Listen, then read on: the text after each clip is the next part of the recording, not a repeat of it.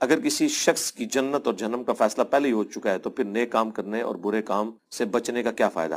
فائدہ یہ ہے کہ جو نیک اعمال کر رہے ہوں گے وہ جنت کے لیے پیدا ہوئے ہوں گے، جو برے اعمال کر رہے ہوں گے وہ جہنم کے لیے پیدا ہوں گے. لہٰذا اگر آپ نے جنت میں جانا ہے تو اچھے بچوں کی طرح کام شروع کر دیں اچھے، اور اگر آپ نے جہنم میں جانا ہے تو برے کام شروع کر دیں. یہ کوئی نہیں ہے کہ دنیا میں کوئی کام برے کر رہا ہے اور وہ جنت کا فیصلہ اس کے لیے ہو جائے گا، اس طرح نہیں ہے. یہ سوال مولا علی نے بھی حضور سے کیا تھا، بخاری مسلم میں آتا ہے. تو نبی الاسلام نے بھی یہی جواب دیا تھا کہ نیک اعمال کرو، جو جنتی ہوگا اس کے لیے جنت کے اعمال آسان ہوتے جائیں گے، اور جو جہنمی ہوگا اس کے لیے برے اعمال آسان ہوتے. تو آپ نیک اعمال شروع کر دیں.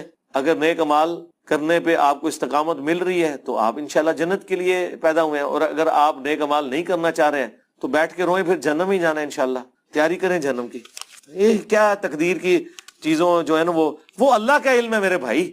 اللہ کا علم، اس کا اس سے کوئی لینا دینا نہیں ہے کہ اللہ نے ہمیں پابند کیا کہ چونکہ میں نے اپنے علم سے جان لیا کہ یہ ہوگا. یہ تو اسی طریقے سے ہے کہ نالائق اسٹوڈنٹ کو ٹیچر کے کہ بیٹا مجھے لگتا ہے تو نے فیل ہو جانا ہے، اور وہ خالی پیپر دے کے آئے، محنت بھی نہ کرے اور کہ جی استاد نے پہلے ہی فرماتا سی. وہ استاد کی اسیسمنٹ تھی. اگر تو آپ کو یہ پتا چل چکا ہے وہی کے ذریعے کہ آپ جہنمی ہیں تو ٹھیک ہے، چھوڑ دیں نمازیں، کوئی مسئلہ نہیں. تو کسی کو نہیں پتا تو وہ کام کریں جو نبی اسلام نے پھر قرآن کی آیات تلاوت کی. فَأَمَّا مَنْ أَعْطَى وَاتَّقَى وَصَدَّقَ بِالْحُسْنَى، جس نے اطاعت کی روش اختیار کی، تقوی اختیار کیا اور ہر اچھی بات کی تصدیق کی، اس کے لیے معاملات آسان ہو جائیں گے. مسئلہ تقدیر پہ میرے 4 لیکچر ہیں، مسئلہ 103 اور 104A B C.